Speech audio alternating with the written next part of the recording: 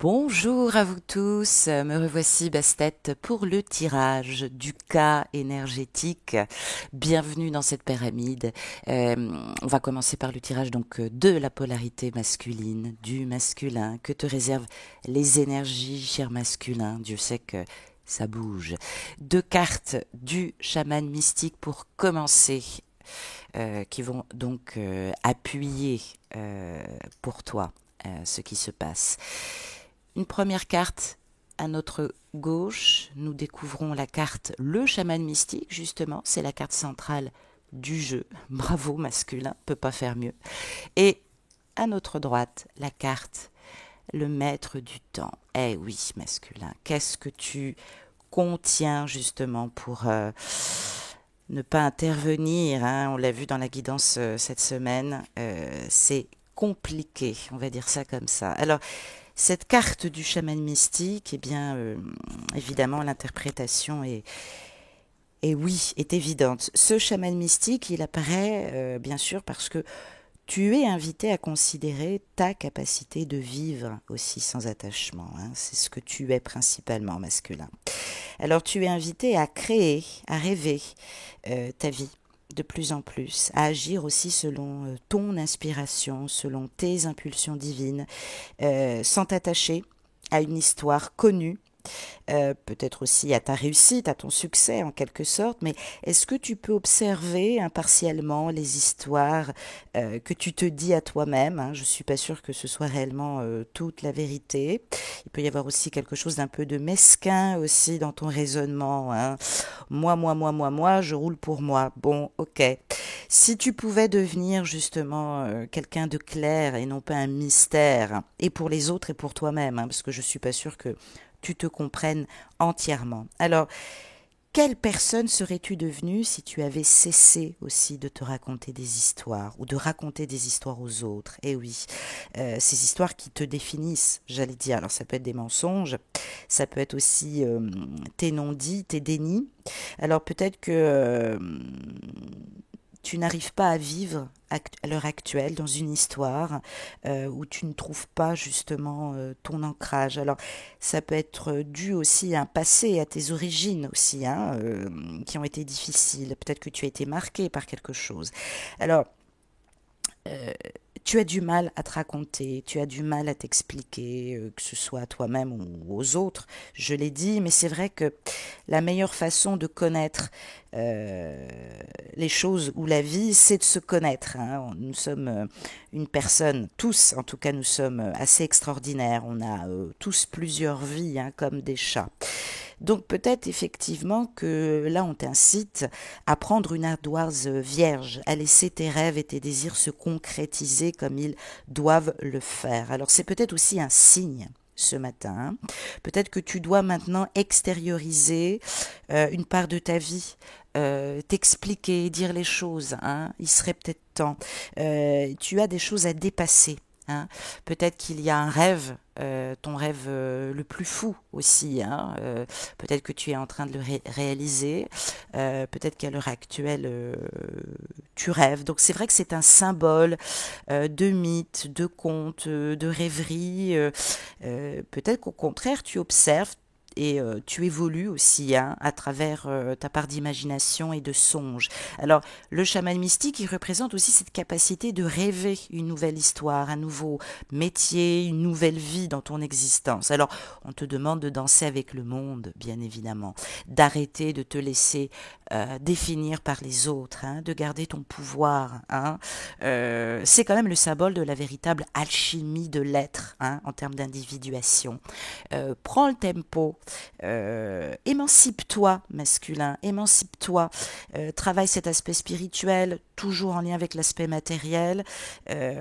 Tu t'en rends pas compte, mais tu es quand même assez paresseux. C'est pour ça que c'est un petit peu délicat.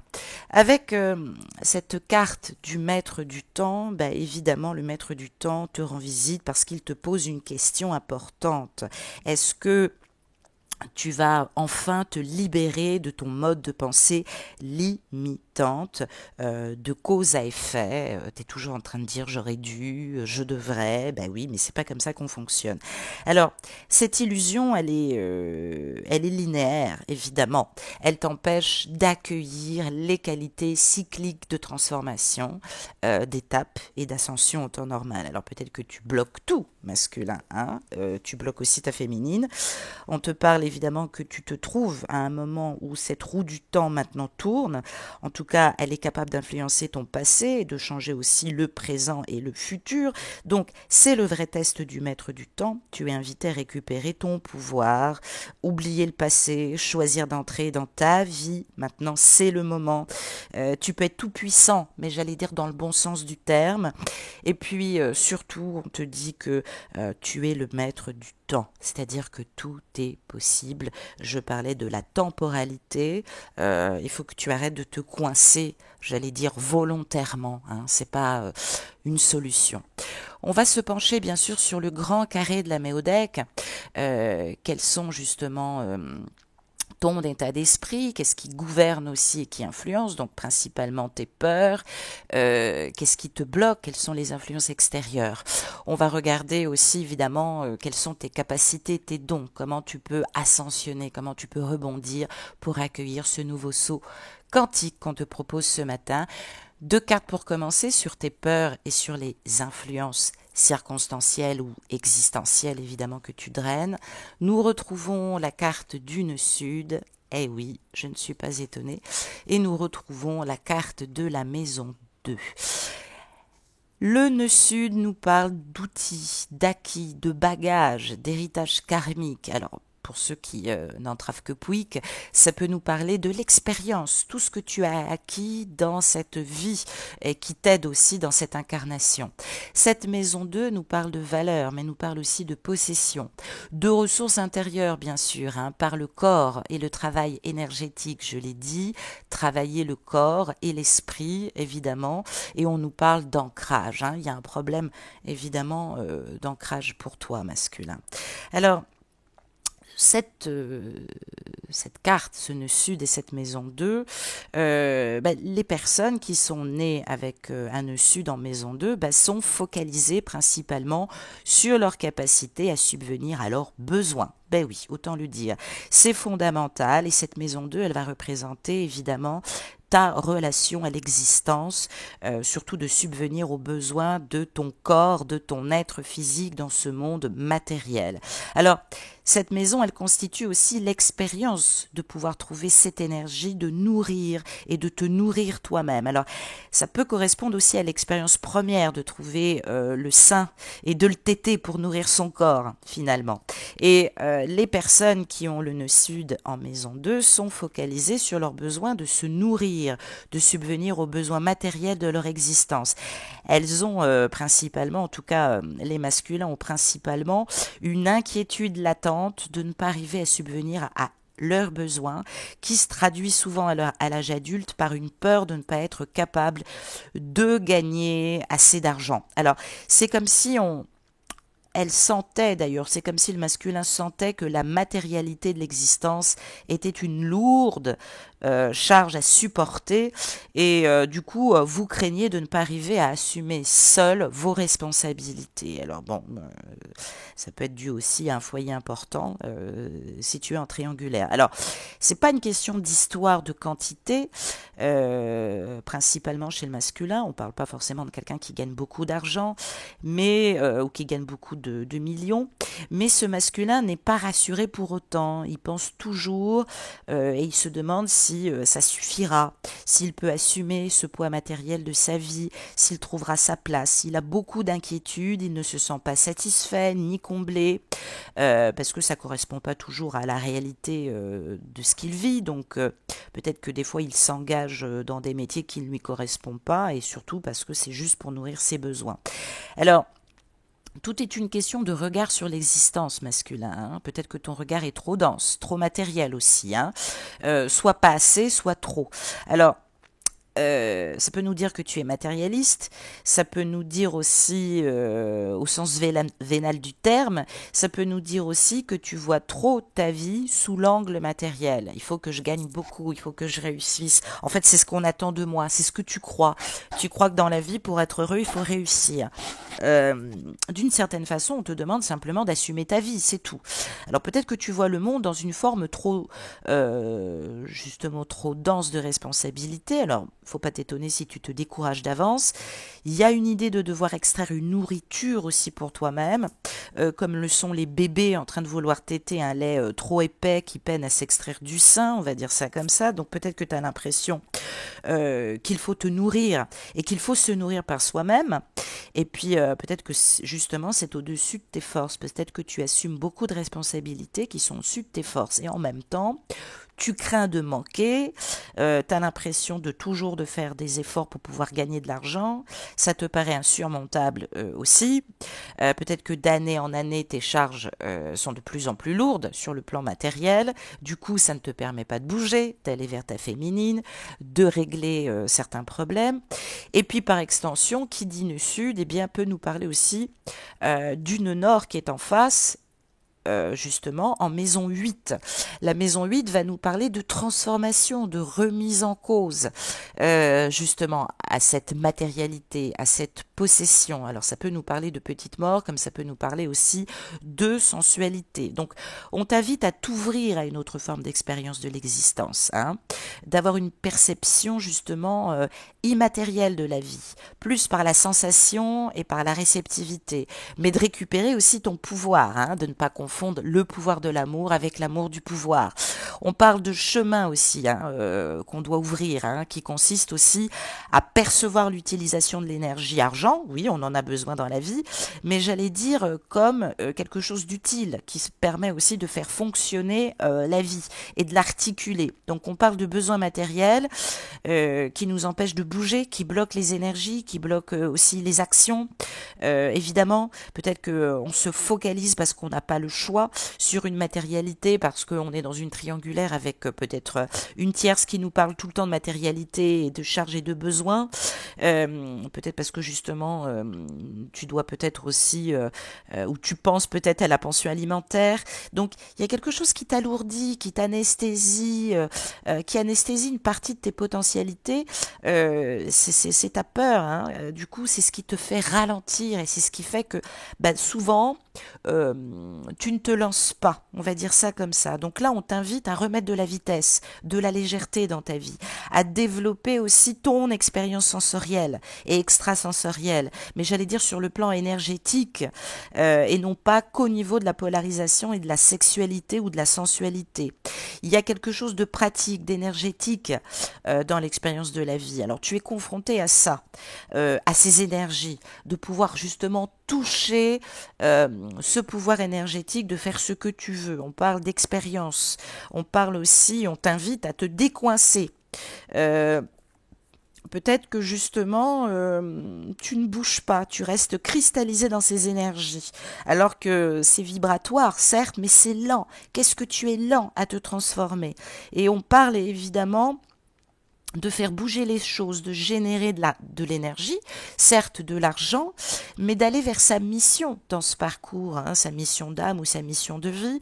On parle d'expérience, on parle d'apprendre à se détacher du matériel, à travailler à partir de ses énergies, à partir de cette énergie argent. L'énergie argent doit n'importe comment t'apporter une individuation et une indépendance normalement, hein.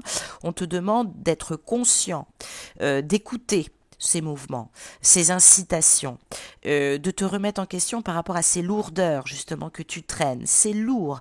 Libère ces potentialités latentes. Débloque ta capacité justement à euh, subvenir à tes besoins, mais il ne faut pas que tu t'enfermes, on l'a dit avec la guidance hebdomadaire, avec cette mission justement de devoir être au service de cette énergie argent. Donc on te demande d'exercer ton discernement, de ne pas prendre tout ce qui est écrit comme parole d'évangile. Oui, oui, je dois gagner de l'argent, je dois être autonome.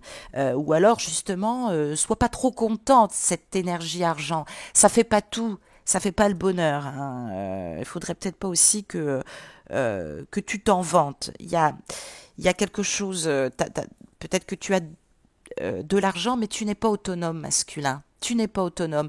Sers-toi justement de cette autonomie financière que tu as. Travaille cette énergie. Transforme et remets-toi en cause. Et tout ça bloque. Hein. C'est ce qui est la cause principale de tes peurs, masculins. On va regarder sur tes potentialités, hein, sur ce qui peut t'amener de la lumière, justement, hein, ce que tu dois utiliser. On retrouve la maison 10 et on retrouve la maison 7. Eh oui. La maison 10 va nous parler de carrière, de position sociale, de réputation et d'ambition. Maison évidemment principale du Capricorne. Et cette maison 7 du Bélier va nous parler de couple, d'association, d'amour et de compromis. Voilà, donc tout est dit. C'est-à-dire qu'il y a le carriériste, le leader, celui qui aime bien s'enfermer dans son bureau, qui prend une secrétaire pour qu'on lui foute la paix, qui a besoin de réfléchir seul pour prendre des décisions, qui s'oppose donc à cette maison 7, justement de l'association, du couple, justement, et du partage, ce qui n'est pas toujours évident. Alors, on va nous parler principalement d'une blessure qui concerne la relation. Alors, le masculin, il a du mal à faire confiance aux autres et à s'engager dans les relations. Peut-être parce qu'il se sent des fois menacé, qu'il reste sur la défensive. Il croit peut-être qu'il est en danger s'il s'ouvre aux autres. Et c'est vrai que ce masculin-là, il a besoin de s'isoler. Mais ça va, tu t'es pas mal isolé. Alors peut-être qu'il peut avoir souffert d'une relation difficile pendant son enfance ou pendant sa vie maritale, s'il draine encore des énergies du passé ou s'il n'a pas encore divorcé. Peut-être qu'il garde en lui la peur d'être ignoré ou jugé par les autres. Et c'est vrai qu'il a tendance à projeter sur les autres ses attentes et ses peurs. Et il est tout le temps en train de se rassurer pour voir si l'autre... il est tout le temps en train de parler de peur. C'est glauque. Il est toujours en train de parler de ses peurs, de ce qu'il a fait souffrir. Enfin, je veux dire, à un moment donné, on a l'impression que pour l'approcher, faut avoir peur, faut pas être dans de bonnes énergies. Donc, il y a des choses justement qu'il ignore, parce qu'en fait, il projette sur les autres ses attentes et ses peurs. Il pense toujours que les autres sont comme lui. Alors, c'est vrai que lorsqu'il joue la victime, il attire à lui le guérisseur, il va tout de suite mieux, mais c'est pas la solution. Et lorsqu'il joue le guide bienveillant, lumineux, il attire à lui des personnes à problème. Donc, on peut comprendre qu'il se méfie. Alors, là, on te demande, masculin, avec cette maison 7, de reconnaître en l'autre une part de toi-même, hein, notamment chez ton féminin et dans la relation et dans le parcours. Les jugements qu'il porte sur les autres sont des jugements qu'il porte sur lui-même. Et évidemment, il a tendance à se mettre dans un triangle infernal de bourreau, de victime, de sauveur, de bourreau, de victime, de sauveur. C'est ce qu'on appelle en psycho le triangle de Karman. Karman qui était un grand psychiatre américain. Ou alors il déclenche ça chez les autres, les personnes qu'il rencontre, qui sont à leur tour bourreaux, victimes, et qu'il doit sauver ou qui cherchent à le sauver. Et il place cette énergie automatiquement dans ses relations à chaque nouvelle rencontre. Non, masculin. Va falloir observer ces deux pôles de la relation. Il y a un jeu de miroir qui s'opère. Il faut qu'il prenne conscience de ses projections, de ses faiblesses et de ses forces. Il faut qu'il cesse aussi, il faut que tu cesses de reprocher aux autres ce que tu te reproches à toi-même. Il va falloir que tu découvres cette sagesse de guérisseur intérieur et d'auto-guérison. Tu as ce pouvoir, c'est ce qu'on te dit, par rapport à une relation passée, par rapport à une douleur qui fait que ta relation est morte, hein, et il serait peut-être temps de passer à autre chose. Tu n'as plus besoin de chercher à l'extérieur les raisons de cause à effet qui fait qu'aujourd'hui ton couple est parti en quenouille et que tu as rencontré ta féminine. Il faut arrêter de drainer aussi ses énergies et de l'emmerder et de te victimiser et de pleurer sur ton sort. Il va falloir que tu réussisses à poser maintenant un regard objectif sur toi-même et que tu te tu ne te laisses plus prendre au jeu des projections et de transferts sur les autres. Il va falloir maintenant que tu joues ce rôle de médiateur pour toi-même et de conciliateur et d'auto-guérison pour toi-même. Il va falloir aussi que tu respectes les points de vue opposés. Parce que justement, ça t'aide. Tu es tout le temps dans la contradiction, tu te laisses pas faire. Tu veux pas sortir de cette vision unilatérale. Soit tu te victimises, soit t'es guérisseur. Ça va pas. Ça va pas. C'est trop facile. Il y en a marre. Tu m'agaces. Va falloir que tu acceptes que tu peux aider les autres à sortir aussi de cette vision cruelle. Il va falloir aussi que tu arrêtes de te victimiser. Il va falloir maintenant que tu arrêtes de t'opposer parce que tu es ton principal rival. Et puis surtout, maintenant, il va falloir que tu partages ton intimité émotionnelle. Tous ces processus de régénération, ils sont enclenchés, masculin. L'être, il doit être conscient de sa fragilité dans la vie. Alors peut-être que tu as pu rencontrer très tôt ta tierce. Évidemment, elle t'a transformé, mais bon, on a vu le résultat, tu en as perdu ton pouvoir. Peut-être que tu es aussi également très fasciné par la mort et par la force de la destruction. Tu m'arrêtes ça tout de suite. Hein, tu m'arrêtes ça tout de suite, ou alors contacte-moi et prends rendez-vous avec moi par mail.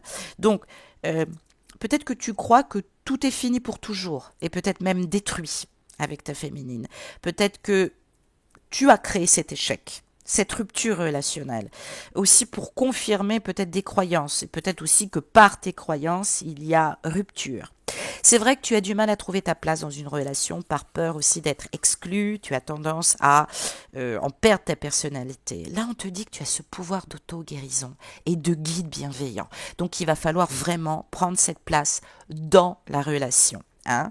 On te dit que tu n'es pas obligé de porter encore et de drainer la peur de l'abandon. Je l'ai dit, la peur de l'abandon, c'est la forêt qui masque, c'est l'arbre qui masque la forêt. Dedans, il y a souvent une douleur d'humiliation et d'injustice. Il va falloir dépasser ça. Là, c'est bon. Tu nous as raconté que tu as été blessé, que c'était injuste. Ok, que tu souffrais. C'est bon, masculin. Hein, on en a marre de te tenir la main.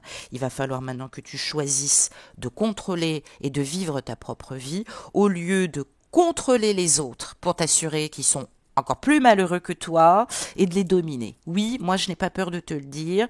Il y a une dépendance à la souffrance des autres. Il va falloir vraiment arrêter.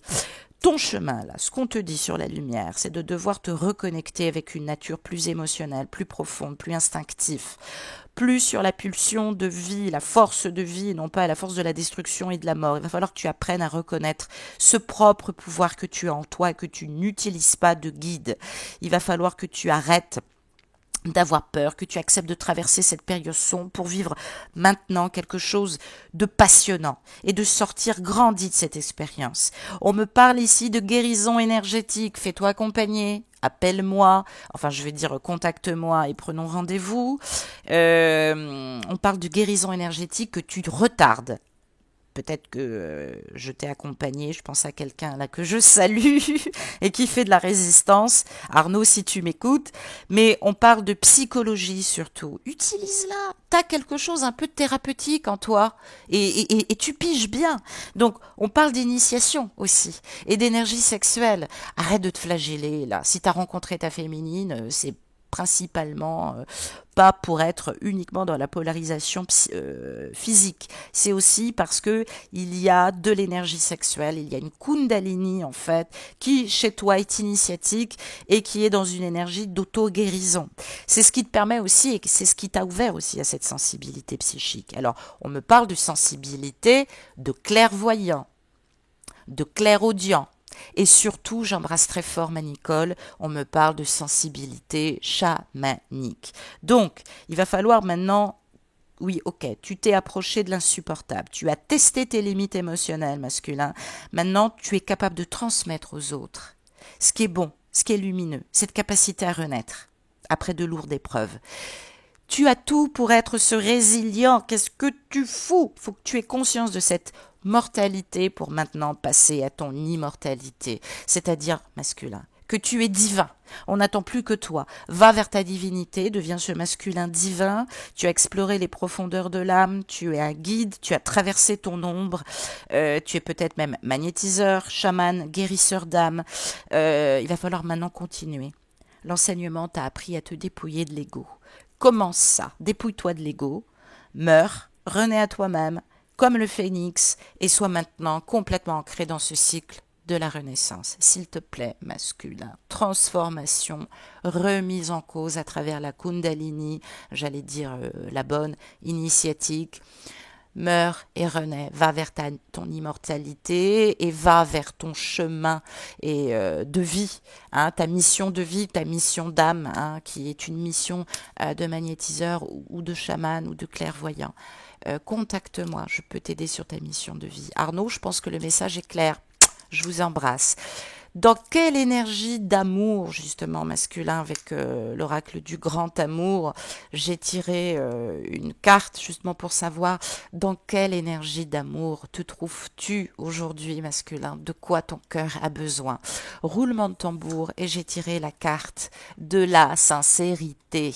Et oui, il va falloir arrêter de dominer à chaque fois la situation, parce que de toute façon, tu t'apportes pas ce qu'il te faut. On parle de sincérité. La sincérité, c'est la base essentielle de l'amour pour soi-même et de l'amour partagé. Qu'est-ce que tu donnes aux autres, hein? On parle de relations. On parle de relations aujourd'hui qui peuvent et qui doivent être plus faciles puisqu'elles sont dans la réciprocité. Pourquoi tu compliques les choses? On te demande de jeter le masque. J'en ai parlé dans la guidance hebdomadaire. Merci les guides, merci d'avoir entendu mes prières pour le collectif.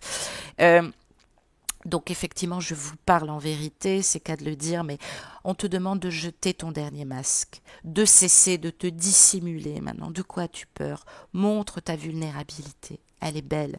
Montre cette véritable apparence. Instaure maintenant ce climat de confiance dans tes échanges. Le noir exprime la fourberie. Toi-même aussi. Tu as pu ces derniers temps être encore dans une forme de mesquinerie. Peut-être aussi vis-à-vis de la tierce, vis-à-vis de la féminine. Tu te trompes, hein, on n'est pas dupe.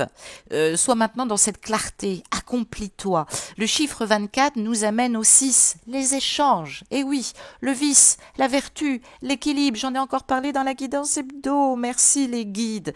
Il y a une prise de conscience ce matin. Aussi sur tes valeurs sociales, sur ce qui t'entoure, évolue, peut-être commence à penser aussi que ton métier ne t'apporte pas que du bon, ton métier a pu aussi te transformer et te rendre paranoïaque. Ce milieu en tout cas, va vers la paix maintenant et va vers l'harmonie masculin, c'est hyper important. Je parlais du 6 aussi également. Le 6 nous parle de l'illusion. Arrête d'envoyer de la poudre aux yeux. Arrête de te faire passer pour ce que tu n'es pas. Il y a des évidences, tes sentiments que tu malmènes. Tu n'aimes plus la tierce, tu aimes ta féminine. Bordel de merde.